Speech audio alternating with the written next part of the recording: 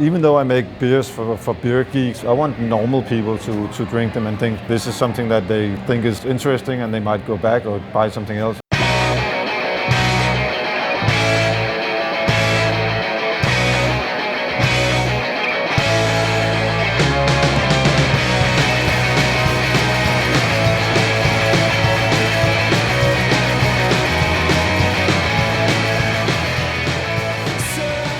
I've been thinking about having my own brewery eventually, someday, for a few years.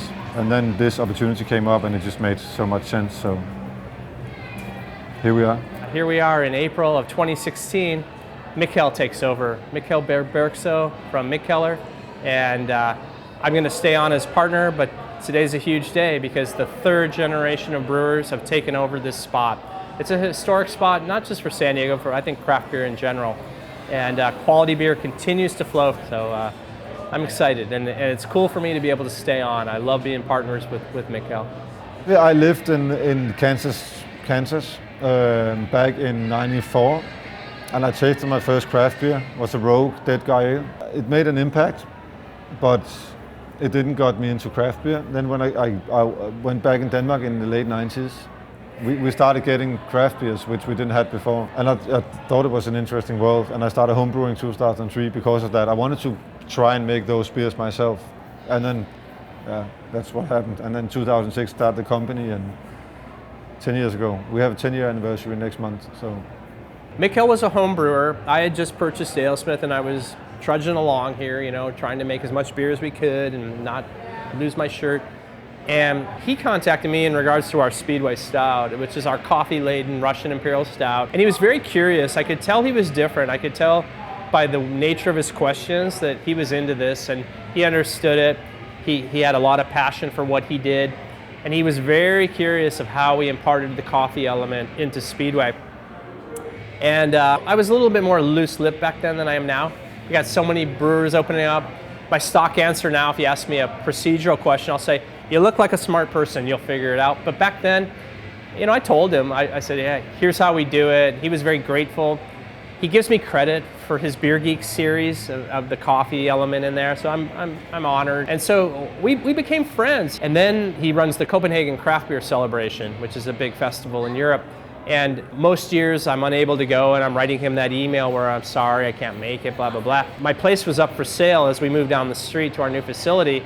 And while I was writing him saying, I don't think I can make it in 2014, or I guess it was 2015 to that celebration, I said, hey, are you interested in having your own brewery? Because I got to do something with AleSmith. I'll keep it if I have to, but I'd rather have a neighbor like you. And from that moment on, which was October 2014, we've been in negotiations until today happened. it was actually a very easy decision because it's this place. It's AleSmith, it's San Diego, it's a place that I love. I've known AleSmith for a long time and I've drunk AleSmith beers for many years. So plus the fact that I love the whole beer scene here. It's such an extreme beer scene that we don't see in Europe, and I think it's fun to be part of.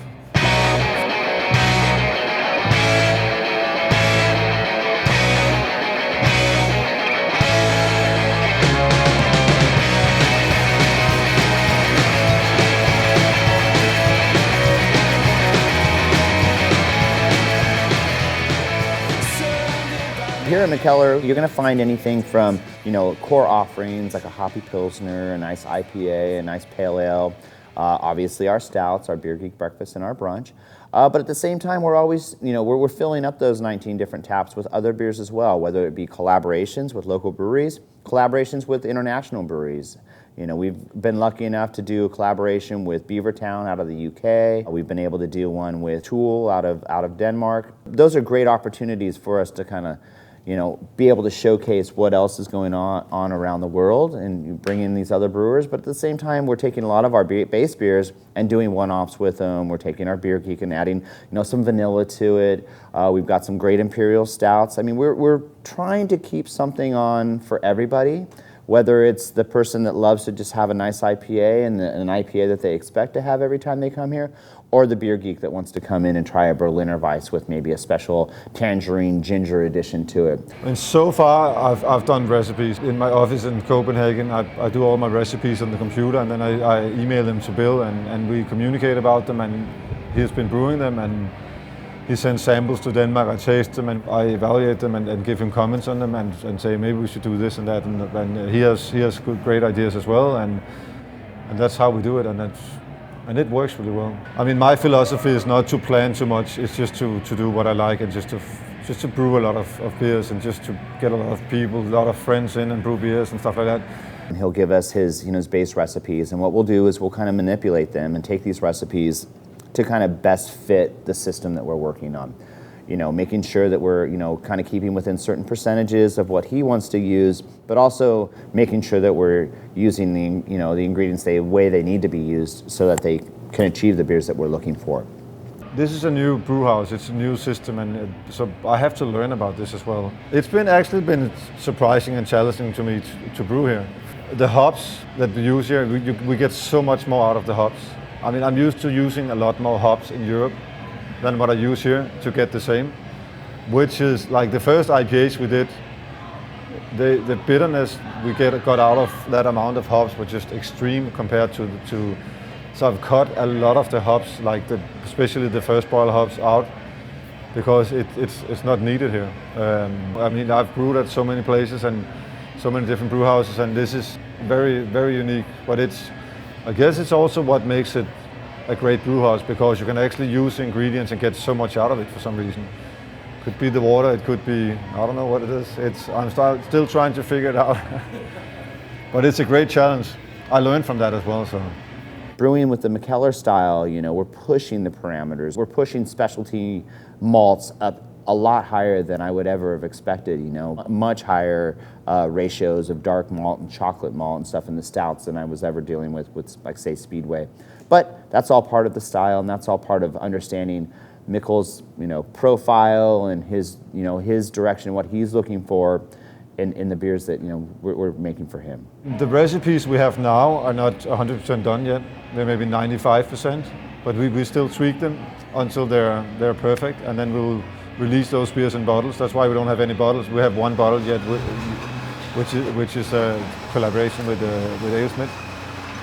But we won't do any bottles before I'm 100% sure that the recipe is what we want. And I mean, 95% doesn't mean that the 5% is a bad beer. It just means that I'm not 100% satisfied with what I want. And that's very much the Danish thing. He doesn't like to gloat. He doesn't like to, get out there and, tell everybody how great he is. He just really is just out there to try to make the best beer possible.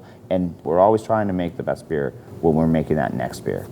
Mikkeller is known for doing extreme beers in the beer world, which is correct, but we also do a lot of non-extreme beers. And I myself enjoy a lot of the non-extreme beers that we do as well.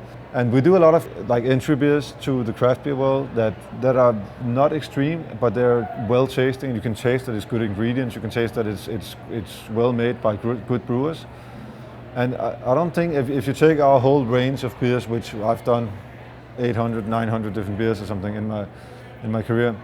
There are also some that if you're not a craft beer drinker, if you try them, it's hard to say that it's hard to dislike them, and it's hard to going back to big beer after that, because it just tastes better. It's like food. I mean, if you buy a burger from McDonald's, and if you go to the local burger joint, it might not be the best burger joint or the most extreme burger or the biggest burger, but you can taste that it's better because it's well made, it has good ingredients, stuff like that. So don't be scared of trying something new, because there will be something that you like. And if you like that, we have a whole new world for you to explore. And that's what we have done in Europe, and turned over so many people that think, oh, this fancy craft beer is not for us. But come try it, and we'll show you that it is for you.